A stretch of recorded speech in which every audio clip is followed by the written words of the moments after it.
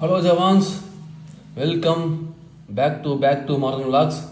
ஃபஸ்ட்டே போட்டிருப்பேன், வீடியோ போட்டிருப்பேன், ரிவ்யூ கொடுத்துருப்பேன். இது யார் மேலே தப்புன்னு பார்த்தீங்க அப்படின்னா கவர்மெண்ட் தான் காரணம். யூஎஸ்எஃப்ஐ போர்டு மேலே குறை சொல்ல முடியாது. ஏன்னா அவங்க கடமை செஞ்சிட்ருக்காங்க.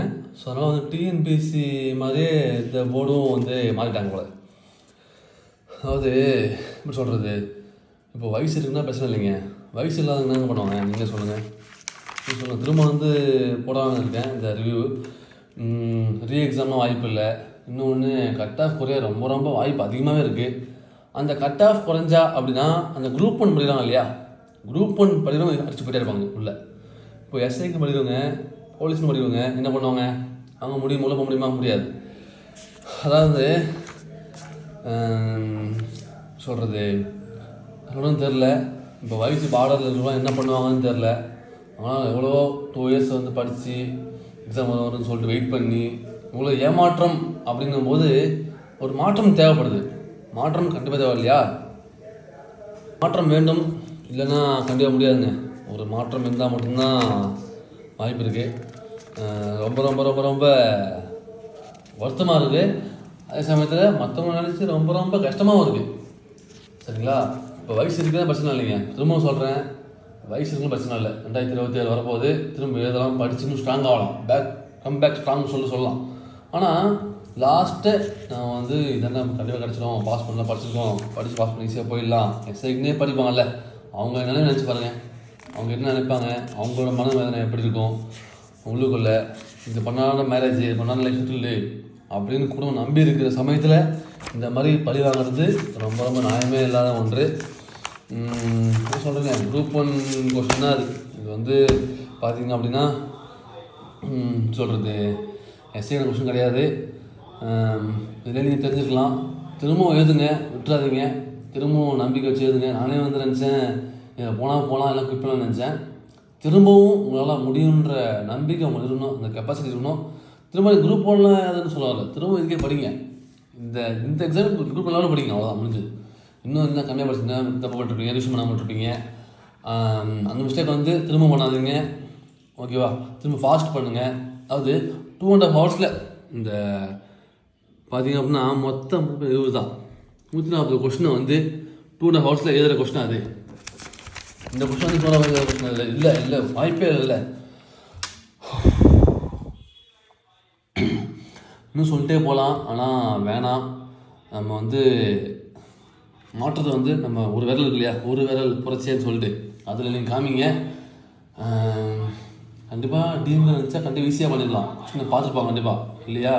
கண்டிப்பாக பார்த்துருப்பாங்க. இந்த லெவலில் இருந்தால் எப்படி அவங்க எழுதுவாங்க. திமுக உருவாக்கம் இது தேவையான கொஸ்டின். அதெல்லாம் பார்க்கவே ரொம்ப இதாக இருக்குது. நீங்கள் தேவை, அதாவது ஒரு எஸ்ஐக்கு இப்போ இந்த கொஸ்டினை நம்ம பார்க்கணும்னு வச்சுக்கலாம். இப்போ நம்ம எக்ஸாம் எதில் அதை பார்க்குறோம் அப்படின்னா ஓகே இதெல்லாம் இருக்கிற மாதிரி இருக்குது அப்படின்றது தான் கேட்கணும். தவிர இந்த திமுக உருவாக்கம் இதெல்லாம் எங்களுக்கு தேவையா? எங்களுக்கு அரசியல் தேவை தான், இல்லைன்னு சொல்ல. அந்த அரசியல் எப்படி இருக்குது, என்ன விதி, அந்த அரசியல் என்ன விதி இருக்குது அது கேட்கலாம், பிரச்சனை இல்லை. ஆர்டிகல் ஓகே, பகுதி கேட்கலாம், தப்பு இல்லை. இந்தியன் பாலிட்டின்னு கேட்கலாம், ஹிஸ்ட்ரி கேட்கலாம், தப்பு இல்லை. ஹிஸ்ட்ரியே காணாங்க. அதாவது சிலபஸை கொடுக்கல. ஸ்டேட்டில் சிலபஸ் கொடுத்துட்டு மாடல் கோர்ஸ் கொடுத்து 10 கேட்பாங்க. Indian polity 10, history 10, social economics 5, பயாலஜியில் 30 இப்படி கேட்பாங்க. ஆனால் இதில் என்ன கொடுக்கல. அது தப்பு கிடையாது, அது வேணால் அதை சொல்லிட்டாங்க. ஆனால் ஒரு எஸ்ஐ ஆஸ்பிரன்ஸுக்கு எப்படி கொஸ்டின் கொடுக்கணும்னு சொல்லிட்டு தெரில. யாருக்கு? கவர்மெண்ட்டுக்கு. அவங்க தான் பார்க்கணும், அவங்க தான் பார்த்து செக் பண்ணணும் எப்படி இருக்குது கொஸ்டின்னு, பசங்க எழுத முடியுமா இல்லையா அப்படின்னு அவங்க தான் செக் பண்ணணும். ஏதோ போர்டை குறை சொல்ல முடியாதுங்க. போர்டை குறை சொல்ல முடியாது. ஏன்னா போர்டுக்கு அவங்க வேலையை ப்ராப்பராக பண்ணிட்டு போயிட்டே இருந்தாங்க, அவ்வளோதான், முடிஞ்சது. புரியுங்களா? என்ன தான் இருந்தாலும் முடியலைங்க. சொல்லவே எப்படி சொல்கிறது, ரொம்ப கஷ்டமாக இருக்குது. அவ்வளோ வேதனை.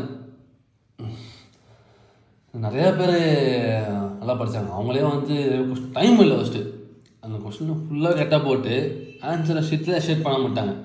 அந்த மாதிரி வேதனை. இதெல்லாம் ஒரு பயங்கர வேதனை இல்லையா? அவங்களால எப்படி மீண்டு வருவாங்க பார்த்துக்கோங்க. மீண்டு வரணும் அப்படின்னா கண்டிப்பாக திரும்ப நீங்கள் வேலைக்கு போகணும் அப்படின்னா இந்த சப்மிட் 2 லட்சம் பேரும் அப்ளை பண்ண எல்லாருமே வந்து ஒரு மாற்றத்தை நோக்கி கொடுங்க. அது அரசியலில் சொல்கிறேன். மாற்றம்னா வந்து இந்த மாற்றம் வேணாம், இந்த ஜாப்லேருந்து நான் குரூப் பண்ண போகிறேன், ப்ரைவேட்டு போகிறேன், வேறு ஏதாவது பண்ணுறேன்னா வேணாம், ஓகேவா? இதை விட்டு போயிடாதீங்க. நீங்கள் படிச்சிருக்கீங்க, அதுக்கான வெற்றி கண்டிப்பாக கிடைக்கும்.